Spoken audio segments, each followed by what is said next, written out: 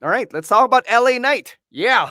Yeah. We have to talk about the future or the immediate future for LA Knight because this weekend he's going to be in a fatal four way against Rey Mysterio, Cameron Grimes, and I am forgetting the third person. But the idea is to have him probably face Santos Escobar the following week to become the number one contender for Austin Theory. So it's funny that this is happening a week after the post Money in the Bank episode where we didn't hear or see LA Knight at all. So, what do you think about this one? Na parang, people are expecting that he would get this kind of push, but we were talking about it coming out of Money in the Bank, and it looks like I guess WWE is kind of making it up to LA Knight by putting him in this United States Championship trajectory.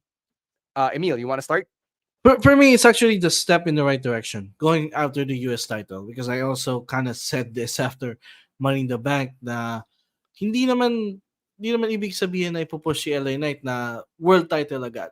I mean, the guy hasn't won a title yet in his WWE career. So, he's going to be over nonetheless. So, why not have him go after the US title? And I am glad that they're actually pushing in this direction because Austin Theory's reign has kind of fell flat already. So it's time to push it's time to push LA Knight and have him win the US title. That it's a good thing. It's a right thing to do here. Mm-hmm. Tong My si Awi mm, says AJ's the fourth guy. Yeah, sorry. It yeah, is yeah. AJ Styles. Go ahead, bro. No, my entire interest with in LA Knight is as as business, as completely business. Because I'm not like the biggest fan, but I understand he's mega over. People love to hear somebody talk like The Rock and Steve Austin all in one, so that's pretty cool.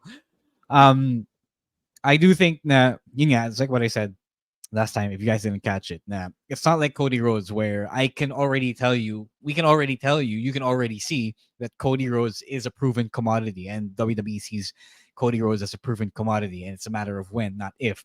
The difference between him and LA Knight is that, syempre, they haven't quite pulled the trigger in LA Knight yet, so you do have to want them to do it.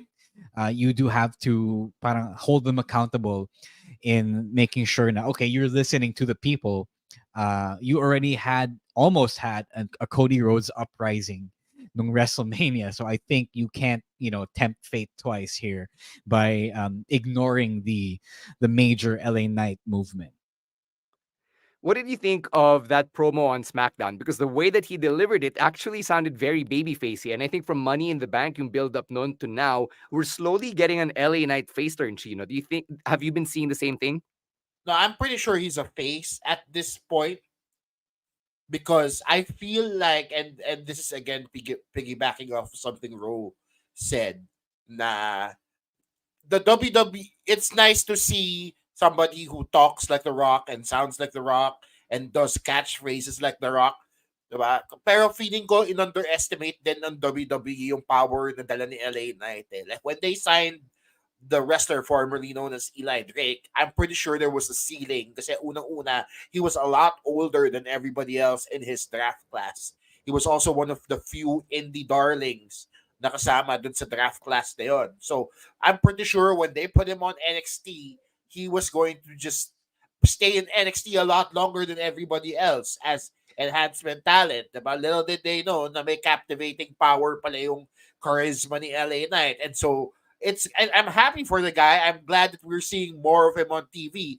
But that said, the way he delivers his promos is very nostalgic. But it's not like you're watching The Rock do the promo. You're watching an assimilation of The Rock. You get what I mean? So it's not the real deal here. Eh. So parang may ceiling ka pagka ganon. And I don't know if the WWE is totally sold on that whole package just yet. But I do hope they listen to the fans because everybody, myself included, has changed their opinions on LA Knight. You said na LA Knight is a simulation of The Rock. I'm not sure I agree with that because I'd like to think Oh, na he is. uh I mean he took elements of it, but he also made it his own. No, Ah, yeah, I'm saying, yeah, Get Spare, you know no. where he got that from, diba? He was very Yeah, heavily yeah, influenced yeah. by that, diba? Hindi, I, sure, you can still, iba naman yung kumukuha ka lang ng elements versus actually copying the tone of how the person speaks, diba? He's able, if anything, he's able to bring that cadence to the modern day, and yun, na-appreciate ko yun, diba? But let's not kid ourselves here na yeah. parang may I mean, pinaggayahan talaga siya. I've been watching Mr. Knight since he was Eli Drake in Impact, and yeah, it's literally the same gimmick, and then it's just um naharap lang siya sa greater audience, greater wrestling audience. That's why everyone caught Yeah. fired. It caught fire, diba? I don't even know why it took this long because this guy was feuding with Bray Wyatt in a Mountain Dew Pitch Black match, and you guys didn't support him like that.